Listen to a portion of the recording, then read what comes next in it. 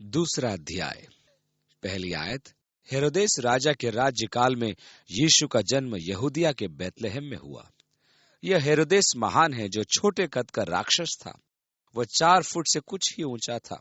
यह स्वाभाविक है कि नाटे व्यक्ति के साथ अहंकार की बड़ी समस्या होती है, और यही कारण है कि उसने सार्थक रूप से कुछ महान कार्य भी किए हैं। मेरे कहने का अर्थ है कि उसने बड़े बड़े पत्थरों के विशाल दुर्ग बनवाए। मैं भी एक पत्थर के निकट खड़ा हुआ जो यरूशलेम की पश्चिमी दीवार के साथ है। यह दीवार हेरोदेस ने बनवाई थी कि मंदिर के आधार की स्थापना हो, जिससे कि मंदिर उसके ऊपर रखा जाए। उसके पीछे जहां पर्यटक नहीं जा सकते हैं, मैं उस विशाल पत्थर के पास खड़ा हुआ था। उस पत्थर की लंबाई लगभग 47 फुट, चौड़ाई 10 फुट और ऊंचाई 10 फुट थी। उसका भार लगभग 170 टन था। इस छोटे से कद के हेरोदेस का यह काम था। वह निर्माण कार्य में प्रतिभाशाली था। उसने हेरोदियन बनवाया, उसने मसादा बनवाया, उसने हेरोदियन के सदृश एक और दुर्ग बनवाया था जिसकी खुदाई अभी तक नहीं की गई है। इसका नाम सिकंदरिया है। यरूशलेम के महान मंदिर को इसी ने बनवाया था। उसने मंदिर आधार का क्षेत्र भी बनवाया था। उसने केसरिया तथा अनेक अद्भुत निर्माण कार्य किए। उसने बैतलहम के पास तालाब बनवाया, यरूशलेम के लिए जल प्रदाय व्यवस्था का विकास किया। आप आज भी हेरोदेस के अनेक निर्माण कार्यों को देखकर अचंभा करेंगे कि उसमें निर्माण की कैसी महान प्रतिभा थी। वह अति क्रूर एवं संदेह करने वाला व्यक्ति था। उसके मन में संदेह उत्पन्न हुआ कि उसके पुत्र और पत्नी मिरियम उसको घात करना चाहते हैं, इसलिए उसने उन्हें मरवा दिया। अब वह मिरियम की याद में दुखी रहने लगा, तो उसकी याद में एक विशाल स्मारक बनवाया। उस समय एक कहावत प्रचलित हो गई थी, हेरोदेस के पुत्र होने से जो उसके सुअर हो अधिक सुरक्षित है। उसके मन में सदैव एक ही संदेह रहता था कि उसके पुत्र उसका सिंहासन छीनना चाहते हैं, और इस कारण उसने अपने पुत्रों को मरवा दिया। वह बहुत ही अधिक असुरक्षित व्यक्ति था, और यही कारण था कि वह बड़े और सुदृढ़ दुर्गों का निर्माण करता था कि समय आने पर उनमें शरण ले पाए।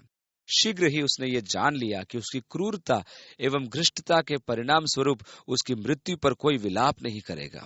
उसे ये पसंद नहीं आया, इसलिए उसने ये आज्ञा दी कि उसकी मृत्यु पर सब वरिष्ठ अफसरों को मार दिया जाए, जिससे कि उनके प्रियजन उनके लिए विलाप करेंगे तो विलाप होगा ही।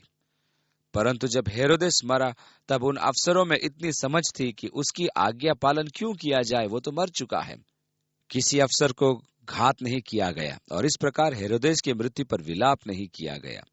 अब जब हेरोदेस राज कर ही रहा था, तब आगे लिखा है, यहूदिया के बैतलहम में यीशु का जन्म हुआ।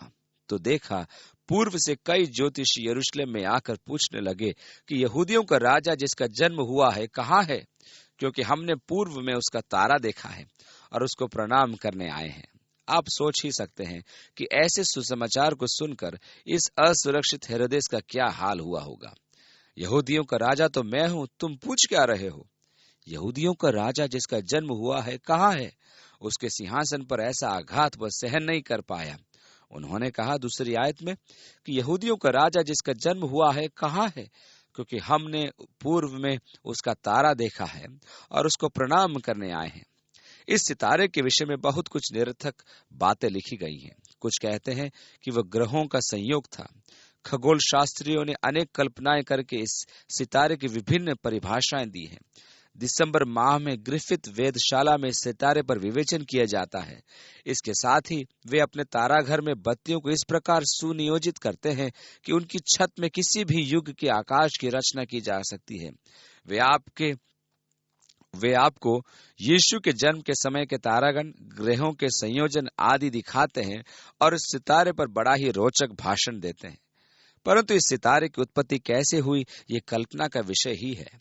आज इन कल्पनाओं को कितना भी औचित्य प्राप्त हो, ये कल्पना ही है। हम निश्चित रूप से कुछ नहीं जानते हैं। परमेश्वर ने हमें कल्पना करने के लिए नहीं बुलाया है। इसलिए हम चर्चा का अंत करते हैं कि यहूदियों का राजा जिसका जन्म हुआ है कहाँ है, क्योंकि हमने पूर्व में उसका तारा देखा है और उसको प्रणाम करने आए हैं। यदि वे पूर्व में थे और सितारा उनकी अगुवाई करता हुआ उन्हें पश्चिम में लाया, तो वह एक प्रकार का विशेष एवं अलौकिक चिन्ह था जिसका मैं शीघ्र ही उल्लेख करूंगा। तीसरी आयत, यह सुनकर हेरोदेस राजा और उसके साथ सारा यरूशलेम घबरा गया। हेरोदेस यदि घबरा गया तो सब घबरा गए। 4 आयत, और उसने लोगों के सब महायाजकों और शास्त्रियों को इकट्ठा करके उनसे पूछा कि मसीह का जन्म कहाँ होना चाहिए। उन्होंने उससे कहा, यहूदिया के बैतलहम में, क्योंकि भविष्यद्वक्ता के द्वारा यों लिखा गया है कि हे बैतलहम जो यहूदा के देश में है, तू किसी रीति से यहूदा के अधिकारियों में सबसे छोटा नहीं, क्योंकि तुझ में से एक अधिपति निकलेगा जो मेरी प्रजा इजराइल की रखवाली करेगा। 7वीं आयत, इस प्रकार हम देखते हैं कि बैतलहम मसीह का जन्म स्थान दर्शाया गया है। यह जानकर हेरोदेस ने ज्योतिषियों को चुपके से बुलाकर उनसे पूछा कि तारा ठीक किस समय दिखाई दिया गया था। इसलिए उन्होंने उसे बता दिया कि उन्होंने सितारा कब देखा था और कब यात्रा आरंभ की। 8वीं आयत, जाकर उस बालक के विषय में ठीक ठीक मालूम करो, और जब वह मिल जाए तो मुझे समाचार दो, ताकि मैं भी आकर उसको प्रणाम करूं। हेरोदेस के शब्द में प्रणाम करने का अर्थ कुछ और ही था। 9वीं आयत, वे राजा की बात सुनकर चले गए, और देखो जो तारा उन्होंने पूर्व में देखा था वह उनके आगे आगे चला, और जहां बालक था उस जगह के ऊपर पहुंचकर ठहर गया। इस सितारे को प्राकृतिक संज्ञा देना कठिन है, क्योंकि उन्होंने पूर्व में सितारे को देखा था जो पश्चिम में यरूशलेम तक उनकी अगुवाई करता आया, और अब वह उन्हें बैतलहम अर्थात यरूशलेम के दक्षिण पूर्व में ले जा रहा है। ध्यान दीजिए कि वो वहां जाकर रुक गया जहां बच्चा था।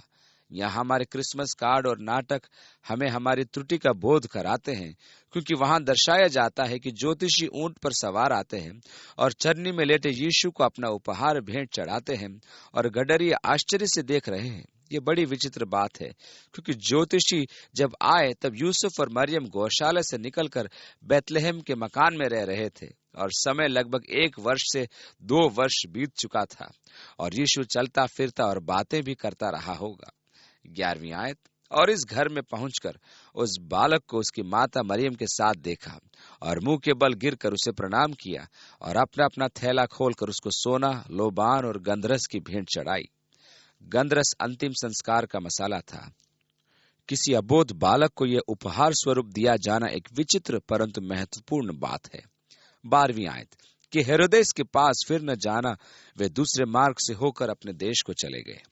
उन्होंने यरूशलेम जाने की चिंता नहीं की, क्योंकि परमेश्वर ने उन्हें चेतावनी दे दी थी कि वे वहां न जाएं।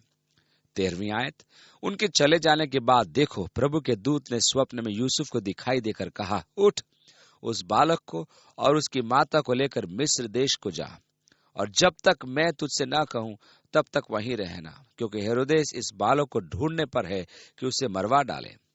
यहाँ देखिए कि यूसुफ एक बार और परमेश्वर के संबंधों में है। उन्होंने परमेश्वर की आज्ञा के समक्ष हेरोदेस की चिंता न करते हुए अन्य राह से प्रस्थान किया। इसके तुरंत पश्चात हम देखने को मिलता है कि एक दूत ने यूसुफ को स्वप्न में दिखाई देकर कहा, उठ, उस बालक को और उसकी माता को लेकर मिस्र देश को भाग जा, और मैं जब तक तुझसे ना कहूं तब तक वहीं रहना, क्योंकि हेरोदेस इस बालक को ढूंढने पर है कि उसे मरवा डाले। वह रात को ही उठकर बालक और उसकी माता को लेकर मिस्र को चला गया, और हेरोदेस के मरने तक वहीं रहा, इसलिए कि वह वचन जो प्रभु ने भविष्यद्वक्ता के द्वारा कहा था कि मैंने अपने पुत्र को मिस्र से बुलाया है, पूरा हो। देखिए, मत्ती हर एक चरण ये दिखा रहा है कि यीशु के जीवन घटनाएं भविष्यवाणी के अनुरूप है।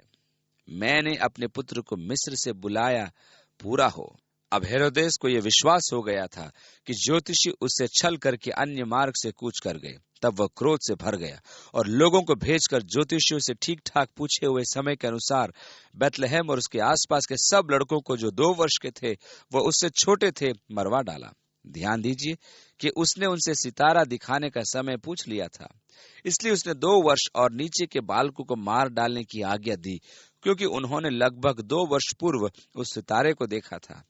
इसका अर्थ यह हुआ कि मसीह यीशु ज्योतिषियों के आगमन पर चरनी में लेटा शिशु नहीं था।